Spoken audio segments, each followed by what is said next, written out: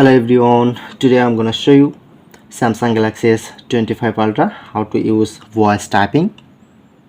So at first open Note and open your keyboard.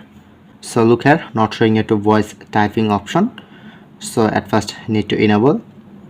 Tap on three dot, click on setting icon, scroll down, click on to voice input, showing it to two different way.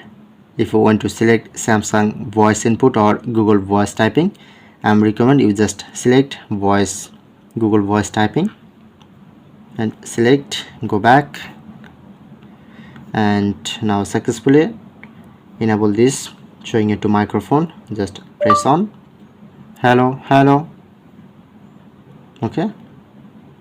Or if you want to need customize, press on to setting. If you want to add language, select your language. At first select, so at first need to download. Once complete download, then select, okay, and you just use it, and you just easily use this feature. Hello. So that's it.